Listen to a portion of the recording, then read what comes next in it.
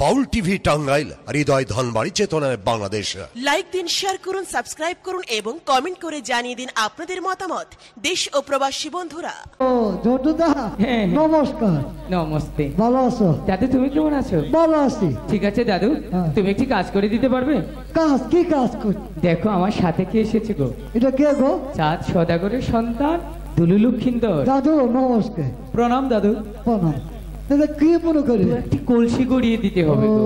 কলসি গড়িয়ে দিতে হবে। শোনো, বেহুলা লুকার ভালোবাসার সম্পর্ক করতে হবে গো। বেহুলা লুকায় বেহুলার ফান্দে বসতে। হ্যাঁ হ্যাঁ, তুমি সুন্দর করে একটি কলসি বানিয়ে দাও তন্ত্র মন্ত্র দিয়ে। শোনো, এই পৃথিবী সবাই দেখবে মাটির কলসি, বেহুলা এবং লুকাই ওরা যেন স্বর্ণের কলসি দেখে। আগে দাদা, টাকাটা কিন্তু বাড়াই দিতে হবে। অবশ্যই টাকা বাড়িয়ে দেব। আচ্ছা, আমরা আরম্ভ করি। আচ্ছা দাদা, ওই কলসি তো বানাইছি, কিন্তু গলাটা বানানো হয়েছে। আচ্ছা ঠিক আছে। আচ্ছা কলসি আরম্ভ করি। ওই শুরু শুরু একটা গান গো। আচ্ছা আচ্ছা আচ্ছা ঠিক আছে।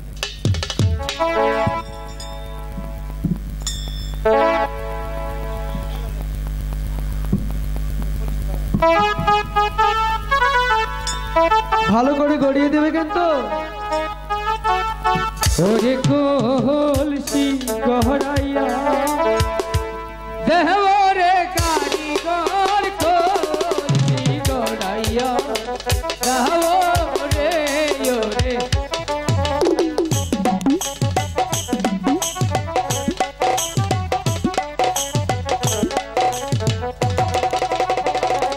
ভালো কইরা গড়াও গো কলসি, আই গো নামে কিও বেলা রে ওরে।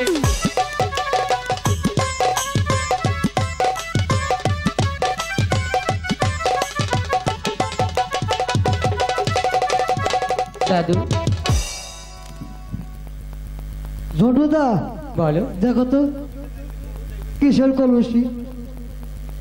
আরে দাদু, হ্যাঁ। আমি তোমাকে আগেই বলেছিলাম যে একটি স্বর্ণের কলসি বানিয়ে দিতে, আর তা না করে তুমি সেই আবারও মাটির কলসি বানিয়ে দিয়েছো। দেখো তো, এটা হবে না, এটা হবে না। লুকায় দেখো তো কি কলসি। বাহ, এটা তো ভারী চমৎকার স্বর্ণের কলসি, দেখতে চমৎকার লাগছে। তাই নাকি? হ্যাঁ দাদু, তাহলে কি আমিও দেখতে পারবো না? তুমিও দেখতে পাবো না, শুধু বেহুলা আর লুকাই দেখবো স্বর্ণের কলসি। পৃথিবীর যত লোক আছে দেখবো মাটির কলসি। আচ্ছা ঠিক আছে। ওরে লুকাই, অবলা বেহুলা তোর পথ প্রান্তে চেয়ে বসে আছে, তুই চলে যা, আমি দাদুকে পয়সা দিয়ে আসি। আচ্ছা ঠিক আছে, আমি কিন্তু গেলাম। ঠিক আছে দাদু। ও দাদু, তোমার কত টাকা দিতে হবে গো? আমাকে 2 লক্ষ টাকা দিতে হবে। দাদু, তোমাকে একটি কথা বলি। বলো। তোমাকে আমি টাকা 2 লক্ষই দিব, কিন্তু একটি শর্ত আছে। কি শর্ত? অতীতের সেই কথাটা, ওই যে পাক রাখ রাখ রাখ। পুরা মানুষ আগে যা, ওই চালি ভাই যা, তোর টাকা লাগবো না, যাচ্ছে যা। কি এর মধ্যে কি পাগল ভুলা কি? দাদু বল। টাকা লাগবে না তো? না টাকা একটু বলে যাই। আরে রাখ রাখ, আমি বলবো। আমার টাকা 2 লক্ষ দিয়ে জন্যটা খুব মানুষ ভালো গো। ঠিক আছে। কিছু বেশি দিছে। শালা 400 টাকা পারলো পোলা। শালা আমার ঠকাই ভগবান আর বিচার করব। মনে হয় ওরা চলে গেছে। সত্যিকারের মন যদি দিয়ে থাকিস, আচ্ছা ওরা ঠিকই পাবি তোদের। আচ্ছা যাই দেখি বেহুলা। হ্যাঁ দাদু, সত্যি তো? আরে যাবো গো, লজ দিছে না, লজ দুই না যাবো সেরি যায়। ও গো বেহুলা, এই তো আমি তোমাদের জন্য অপেক্ষা করছি। হ্যাঁ আসতেই হলো। আমি যেমনটি তোমার মাটির কলসি ভেঙেছিলাম, তার চাইতেও ভালো কলসি গড়িয়ে নিয়ে এসেছি গো। তাই? হ্যাঁ। আচ্ছা দেখো তো এই কলসি তোমার পছন্দ হয় কিনা। একই হবে। তুমি ভেঙেছো মাটির কলসি, দিয়েছো স্বর্ণের কলসি। তুমি কি আমাকে বোকা ভেবেছ? এই কলসিটা নিয়ে যদি আমি মার সামনে দাঁড়া, তখন আমি মার কাছে কি জবাব দেব? এই কলসি আমি কখনোই নিব না। তোমার কলসি তুমি ফেরত। সত্যি তুমি বোকা, তোমাকে বোকা ভাবিনি। এটা কিসের কলসি তুমি জানো? আরে লুকাই কষ্ট। বেহুলা, এটা জানো কিসের কলসি? কিসের কলসি? এটা হচ্ছে জাদুর কলসি। আর আমার তরফ থেকে তোমার জন্য ভালোবাসা স্বরূপ এই কলসিটা সযত্নে শুধু তোমার জন্যই গড়িয়েছি। শুধু তুমি আর আমি দেখবো এটা স্বর্ণের কলসি, আর এই পৃথিবীর সকলেই দেখবে এটা মাটির কলসি। দিতে পারি, প্রমাণ করে নিব। বিশ্বাস হচ্ছে না তো? আচ্ছা ঠিক আছে, তোমার সাথে তো পঞ্চদাসী আছে, তুমি তাদেরকে এটা দেখে পরীক্ষা করে নাও। তাই তো হলো। একটা মাটির কলসি না স্বর্ণের কলসি? এটা তো মাটির কলসি। সখী, আমার সাথে মিথ্যে কথা বলছিস, সে তুই দেখ তো। সখী, ও যা বলছে সত্যি, মাটির কলসি। আমি ওইলে তাই কইতাম। দেখেছো? তাহলে আমি কেন স্বর্ণের কলসি দেখতে পাই? কেন জানো? কেন? আমি যে তোমাকে এটা ভালোবেসে দিয়েছি তার জন্যই। মা তো আর চিনবে না কোনটা স্বর্ণের আর কোনটা মাটির। সখী চল, চলে যাই। জনুদা, বলতেই হবে। দাঁড়াও না, দাঁড়াও না, একটু তুমি কেন? তুমি তো কবি। আমি বলছি তো, বলছিলাম কি, যাবেই তো? আমি তো তোমাকে বেঁধে রাখতে পারবো না, কিন্তু হ্যাঁ, বেনি সুতার মালা দিয়ে আমি তোমাকে বেঁধে রাখতে চাই। ঠিক আছে? আমি যে তোমাকে ভালোবাসি গো। তাই বলছিলাম কি, তুমি যাওয়ার আগে আমাকে একটু বলে যাও না তুমি আমাকে কতটা ভালোবাসো। এই সন্ধ্যা ঘাটি এসেছি চান করতে, ভালোবাসতে কখনোই আসিনি। আমাদের চান করা হয়ে গেছে, এখন চলে যাব। আচ্ছা শোনো, আমার মন কি বলে জানো? কি বলে? শুনবে তো? একটু শুনে যাই। ও পাগল বাবা মন রে, মনে কেন এত কথা বল? এই তো ও পাগল মনে মনে কেন এত কথা বলে?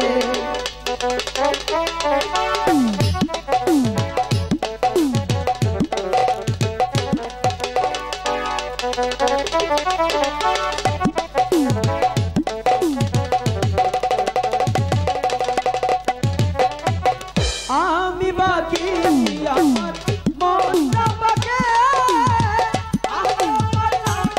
আমার মনকে বুঝাইতে।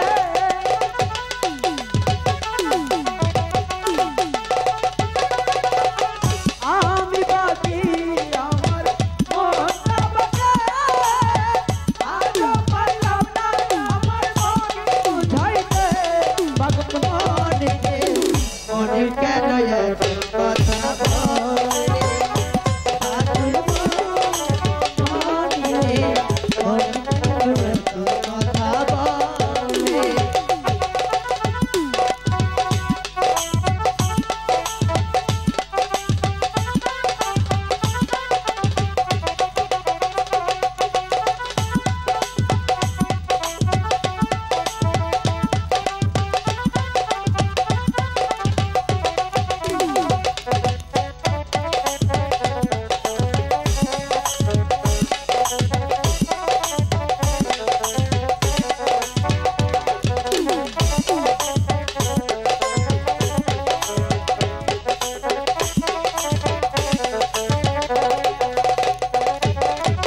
মনকে আমার যত চাইতে বুঝাইতে, মন আমার চাই রঙের ঘোড়া দৌড়াইতে।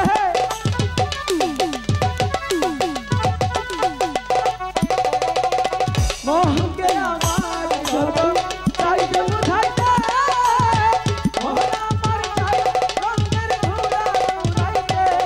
পাগল মনে মনে কেন এত পাগল মনে মনে কেন এত কথা বলে?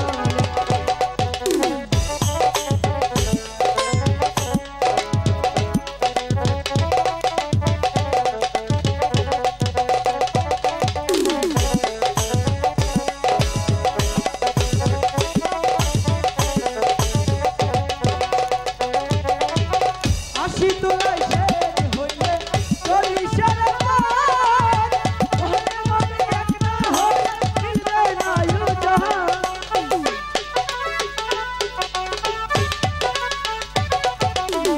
আসি তোলাই শেষ হইলে চল্লিশের মান, মনে মনে এক না হলে মিলবে মনে কেন এত কথা বলে পাগল মন মনে কেন এত কথা বলে কে বলে পাগল সে যেন কোথায় রয়েছ কত দূরে মনে কেন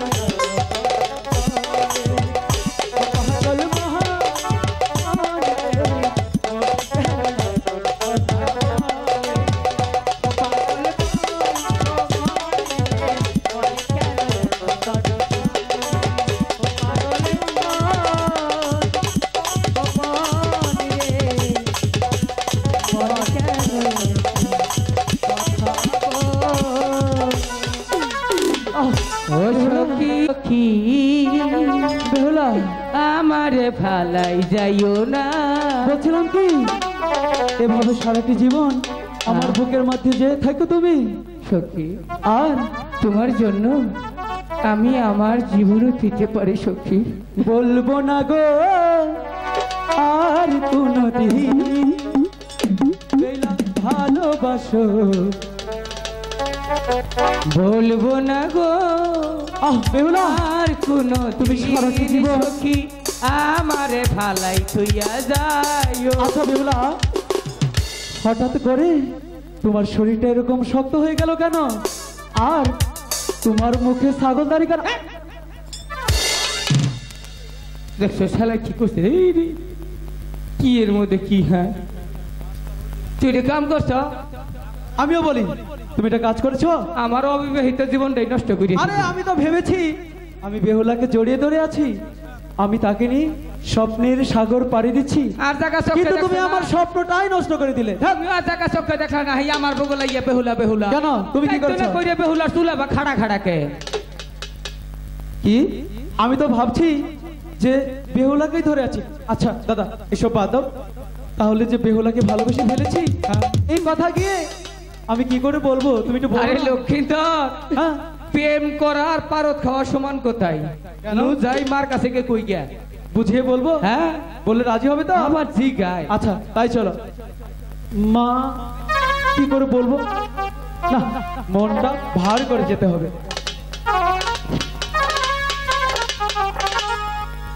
একই বাপি তোমার মুখটা এত মলিন দেখছি, তুমি কি কারোর সঙ্গে ঝগড়া করেছো? না করিনি, কারোর সঙ্গে মারামারি করেছো? তাও করিনি। তাহলে তোমার কি হয়েছে তুমি খুলে বলো। হাই গো রূপের কন্যা ওই গো আহা না গো আহা আহা জানো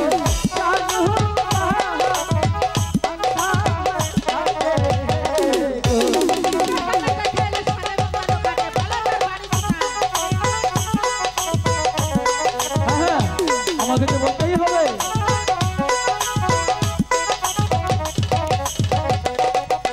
হাই গো ইটা ইটা আগে এহ আগো ওহন মাহতো ইটা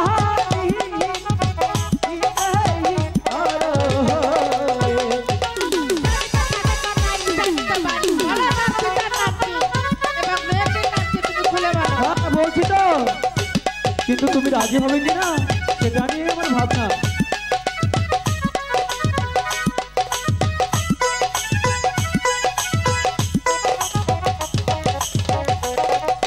হাই গো সীতার নাম কি সাইব ওহ নরে রাহা মাহতো তাহার নাহার আমবে উলারো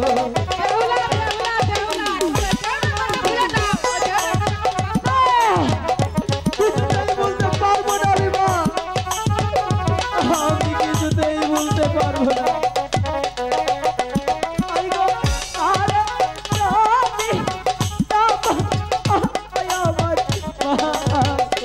মাগো বাজবো তাহা আজি বলে মাগো আমি ওই বেগুলাকে ছাড়া এই বাঁচতে পারবো না।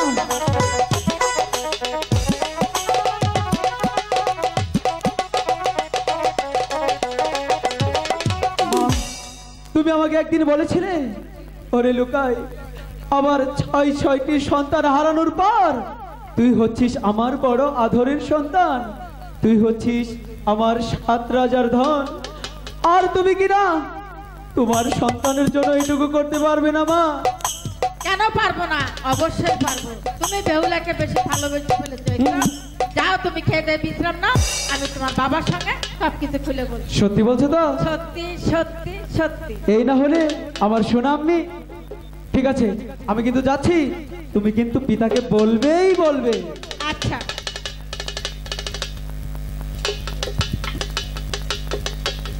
সনেকা, সনেকা, স্বামী। একমাত্র পুত্র কোথায় যায় তার কোনো সংবাদ পেয়েছো? পেয়েছি স্বামী। সে কোথায় গিয়েছে? সে গিয়েছিল সানেবন্দন ঘাটে মাছ মারতে। সানেবন্দনের ঘাটে মাছ মারতে, তারপর সেখানে নাকি একটি মেয়ে থেকে সে ভালোবেসে ফেলেছে। কি বলছো সনেকাও? সে নারীর কোথায় বাড়ি, কোথায় ঘর, কিবা তার মাতা পিতা, কিবা নামই তাহার? ইছানীনগর তার বাড়ি। ইছানীনগর বাড়ি। আর পিতার নাম হচ্ছে সাইমন সদাগর। সাইমন সদাগর। আর মেয়েটির নাম হচ্ছে বেহুলা সুন্দরী। কি বলছো? তুমি কি একবার ভেবে দেখেছো যার জন্য 24 বছর আগেই আমার 6টি সন্তান কালিদার সাগরে হারিয়ে গিয়েছিল, আজ আমার একমাত্র সন্তান স্বর্গ হয়েছে, আবার সে বেহুলা রূপে পাগল হয়েছে? স্বামী, পুরানো কথা আমি কখনো ভুলিনি, আমার সবই মনে আছে, কিন্তু লোকার মুখের দিকে তাকিয়ে আমি কোনো কথাই বলতে পারিনি। কি বলছো? হ্যাঁ স্বামী। সে লোকাই কি বলেছে? লোকাই বলেছে মা, আমি যদি এই বেহুলাকে না পাই তাহলে আমার এই জীবন আমি কিছুতেই রাখবো না। কি বলছো সনেকা? তবে এখন আমি কি করব? আমি বলছিলাম কি, আপনি আজই ঘটক পাঠিয়ে দিন ইছানীনগর। ইছানীনগর? হ্যাঁ। যাও যাও সনেকা, আমার একমাত্র পুত্র লোকাইকে নিয়ে যাও। আমি এই মুহূর্তে চলে যাব সেই ঘটক মশাইয়ের বাড়ি, যেমনি ভাবে হোক না কেন আমি পাঠিয়ে দেবো সেই ইছানীনগরে। যতক্ষণ পর্যন্ত একমাত্র বেহুলাকেই আমার প্রাসাদে পুত্র বধূকে আনতে পারবো, ততক্ষণ পর্যন্ত আমারই শান্তি নেই। ঠিক আছে, আমি তাই যাচ্ছি। ঘটক মশাই বাড়ি আছেন? ঘটক মশাই। সদাগর মশাই, আসতেছি। আরে ও ঘটক মশাই। সদাগর মশাই নমস্কার। নমস্কার। কিছু জন্য ডাকছেন বলেন? ঘটক মশাই বলেন। আপনার কাছে কোনো সুপাত্রী আছে? অবশ্যই আছে। তাহলে কোথায় কার মেয়ে? তাদের কাছে ইছানীনগর ঘর। ইছানীনগর ঘর। সাইমন সদাগর। সাইমন সদাগর। তাহার ঘরে আছে মা বেহুলা সুন্দর। ঘটক মশাই বলেন। আপনি এই মুহূর্তে ছুটে যান সেই ইছানীনগরে। হ্যাঁ। সেখানে আছে সাইমন সদাগর, তার ঘরে আছে কন্যা বেহুলা সুন্দর। ভগবান আমার ঘরে দিয়েছে একমাত্র পুত্র সোনা লক্ষ্মীধর। এই দুইজনকে করতে হবে বিয়ের অনুষ্ঠান। সদাগর মশাই, আচ্ছা বলো। আমাকে যাওয়ার ব্যবস্থা করুন। ঠিক আছে, আমি যাই। আপনি যাওয়ার সময় আপনার রাস্তা খরচ নিয়ে যাবে। কন্যা বিয়ে দিয়েছিলেন, আমি 6টি কন্যা বিয়ে দিয়েছিলাম 4 সদাগরের বাড়ি, কিন্তু ভাগ্যের কি পরিণাম, আমার 6টি কন্যারই হয়ে আমার বাড়িতে ফিরে এসেছে। তাই আমার মেয়ে বেহুলা বিয়ের উপযুক্ত। সদাগর মশাই, সদাগর মশাই বাড়ি যাচ্ছেন না? আমি বলাই ঘটক। আরে ঘটক মশাই, অনেকদিন পর আপনি আমার বাড়ি, বলুন আপনার জন্য কি আপ্যায়ন করতে পারি? সদাগর মশাই, আপ্যায়ন করতে হবে না, এটা শুভ সম্ভব। বলেন। আপনার মেয়ে বেহুলা আছে না? এই বেহুলার বিয়ার পাইগাম নিয়ে আসে। সে তো ভালো কথা। বাড়ি কোথায় ঘর, এমন কিছু কাজ করে? উজানীনগর ঘর। উজানীনগর। 4 সদাগর। 4 সদাগর। তাহার পুত্র দুই লক্ষ্মীধর। ঘটক মশাই মুখ সামলে কথা বলবেন। আপনি জানেন আমি একে একে 6টি কন্যা বিয়ে দিয়েছিলাম ওই 4 সদাগরের বাড়ি, আমার 6টি কন্যারই হয়ে আমার বাড়িতে ফিরে এসেছে। আমার পুরুষা হচ্ছে 4 সদাগর, আমার তারকে আমার বাড়িতে পাঠিয়েছে। সদাগর মশাই, উভয়দের একটা কথা বল। তার 6টা পুত্র সাগর মারা গেছে, আর 6টাতে আপনি ঘরে আসছে। ঘটক মশাই, ওই 4 সদাগরের সম্বন্ধে একটি কথা যদি আমার সামনে বলুন, তাহলে আমার শরীরের রক্তটা টকবক করে উঠে। আপনাকে ভালোভাবে বলছি, আপনি আমার প্রাসাদ ত্যাগ করুন। সদাগর মশাই, 4 সদাগর বলা দুই লক্ষ্মীধর, আপনার মেয়ে বেহুলা ইয়া তো কোনো অপরাধ করে না সদাগর মশাই ঘটক মশাই আপনি চাঁদ সদাগরে দিয়ে বলবেন ওই সাপে ঘটকার ঘরেই আর কেসু খাইখার করে আজকে অত দূরের কথা পয়সন বলে আমার মেয়েকে নিজ হাতে হত্যা করে আমি শিয়াল কুকুরে মাঝে বিদায় দেবো তবু তার সাথে আমার আত্মীয় চলবে না। সদাগর মশাই আমি সেই উজানি নগর থেকে আসছি বিয়া কামনা শুভ কাম আপনি হয়ে যান। ঘটক মশাই আমি বুঝতে পারছি আপনি ভালোভাবে যাবেন না আপনাকে কেবল করে বৃদ্ধি করতে হবে তা আমার ভালোভাবে জানা আছে।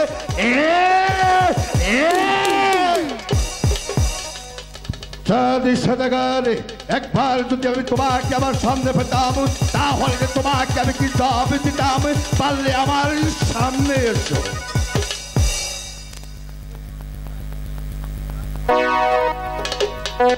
ঘটক মশাইকে পাঠিয়েছি সেই ছানি নগরে এখন পর্যন্ত ফিরে আসছেন আর কারণ কিছু বুঝতে পারছি না। সদাগর মশাই ঘটক মশাই শনিবার কি শুভ শুভ নয় কেন আমাকে তো গায়ে ধরে বাই করে দিচ্ছে। কোথায় আপনার খুব গালাগালি পাচ্ছে কি বলছেন আপনার সাপ খাই আপনার কেঁচু খাই আপনার কেঁচু খাই আকাশ তাও খাই ঘটক মশাই সদাগর মশাই মুখ সামলিয়ে কথা বলুন। কথাটা আমি বলি নাই সাইমন সদাগর বলেছে। আপনি কথা সত্য কথা সত্য মিথ্যা তো হবে না কোনো মিথ্যা না। জান ঘটক মশাই এই মুহূর্তে আপনার অন্তঃপুরেই আমি আমার একমাত্র পুত্র লোকাইকে ডেকে জিজ্ঞাসা করবো সে বেহুলাকে ভুলে যাবে কি না। সদাগর মশাই নমস্কার। লোকাই ও লোকাই বাবা আপনি আমাকে ডেকেছেন? হ্যাঁ পুত্র লোকাই। কেন ডেকেছেন বাবা? কেন লেগেছিস তুমি জানো না? তোমার কথা মতো আমি ঘটককে পাঠিয়েছিলাম সেই নেছানি নগরে ঘটককে অপমান করে সে আমাকে অনেক গালি গাছ করে আমার ঘটককে প্রাসাদে ফিরে দিয়েছে। আমি জানতে চাই তুমি বেহুলাকে ভুলে যাবে কি না। না কবিতা একে বলছো লোকাই আমি ওই বেহুলাকে কিছুতেই ভুলতে পারবো না বাবা। সে যে আমার ঘটককে অপমান করেছে আমাকে অনেক গালাগালি করেছে। গালাগালি করেছে? হ্যাঁ। আপনাকে অপমান করেছে? হ্যাঁ। ওগো বাবা আপনার এই অপমানের প্রতিশোধ যদি আমি নিতে না পারি তাহলে পিছে আমার নাম লক্ষিন্দর। ঠিক আছে পুত্র তুমি এই মুহূর্তে চলে যাও যেমনি ভাবে হোক না কেন আমার ঘটককে অপমান করেছে আমাকে অনেক গালাগালি করেছে যদি এই প্রতিশোধ নিতে পারো তাহলে তুমি প্রাসাদে ফিরে আসবে নতুন তুমি প্রাসাদে ফিরে আসবে না। কিন্তু মানে কিন্তু আমার যে কড়ি লাগবে পিতা করি দিয়ে কি হবে? কড়ি দিয়ে আমি ওই ঈশানীনগর একটি বাজার বসবো শুনেছি সেখানে একটি গুটি বুড়ি আছে সেই বুড়িকে দিয়ে আমি ওই বাজারে বেহুলাকে নিয়ে ছলে বলে কলে কৌশলে বিবাহ করে আমি তোমার চরণ দাসী বানাবো পিতা। তাই নাকি? হ্যাঁ। ঠিক আছে পুত্র এই মুহূর্তে চলে যাও তোমার মায়ের কাছেই সেন্দু করে চাবি নিয়ে যত টাকার প্রয়োজন আছে টাকা নিয়ে চলে যাবে সে ছানি নগরে কিন্তু একটি কথা মনে রাখবে তখন পর্যন্ত ওই সাইমন সদরের একমাত্র কন্যা বেহুলাকেই আমার প্রাসাদে পুত্র বলে রাখতে পারবে ততক্ষণ পর্যন্ত তুমি আমার প্রাসাদে ফিরে আসবে না। সাইমন সদাগর তুমি বাঘের লেজ দিয়ে কান খুঁজিয়েছ আমিও তোমাকে দেখে নিব তোমার কতটা দম্ভ কতটা অহংকার ভাঙতে যদি না পারি তাহলে বৃথায় আমার নাম লক্ষিন্দর।